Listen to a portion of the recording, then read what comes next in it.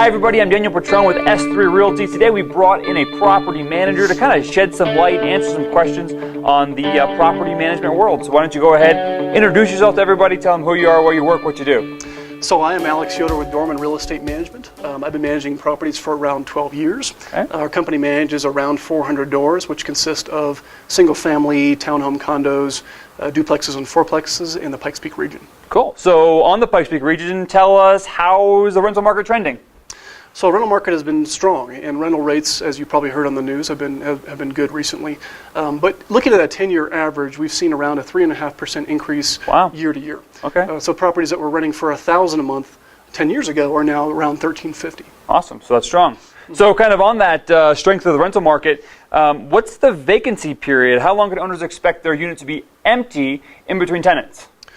Yeah, so when we looked at the past 12 months, we saw a difference of between 18 and around 28 days. Okay. So homes in the spring, summer were closer to that 18-day mark, okay, whereas homes in the winter were closer to around the 30-day mark. Okay, that makes sense. Even though there are fewer people shopping, there's a smaller inventory in the winter, so it kind of balances out. Awesome. And in the summer, obviously, things really pick up. Yeah, so. It's always hot in the summer. Yep. So kind of in tandem with the vacancy period, how long does the average tenant stay in a unit?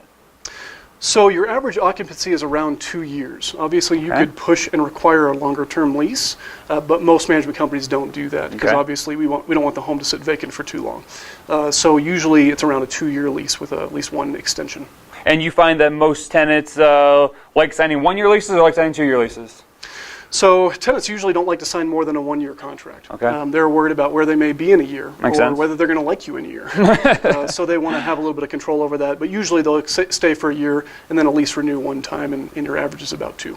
Cool. So for the owner who's using a property manager or considering using a property manager, we know they're going to pay management fees. That's a given. But what kind of expenses can they expect beyond the management fees? So your biggest other expense is maintenance. Okay. And you're looking at about a 5 to 15% gap. Usually homes that are newer and that are at a higher price point are going to be closer to 5% of rents collected spent on maintenance. Yep.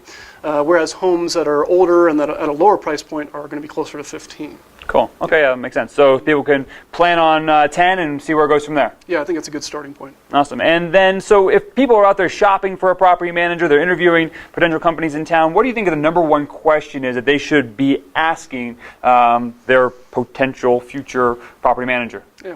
So there's a lot of really good questions to ask, and you can certainly call me if you want the whole list. Sure. But the number one question, in my opinion, is asking them how they screen their tenants. Okay. Because that's what it really comes down to, whether we're putting in good tenants or not. So you want to ask what are their minimum criteria, and if they're sticking to a minimum criteria.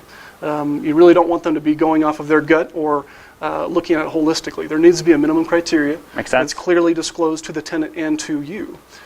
Just to give you an idea on credit score specifically, obviously we're looking at income and references as well, and criminal background checks and those kinds of things. But just on credit alone, a 5 to 600 credit score has about an 18% chance of default, whereas a 6 to 7% or 6 to 700 credit score has around a 6% chance of default. Wow, big difference. And that's pulled off of Experian stats from last year. Cool. So what you're saying is between that 5 and 6, there's a 3 times greater likelihood of them defaulting versus that 6 to 700 credit range credit score. Exactly. Wow. So you want to be asking them what are their minimums and if they're sticking to those consistently. Cool. Well, it's good information to know. Alex, thanks for coming in today. Thanks for answering the question and shedding a little light on the rental market here in the Pikes Peak region. Thank you, Daniel. Take care. You're awesome. Totally leaving that in. Totally leaving that in.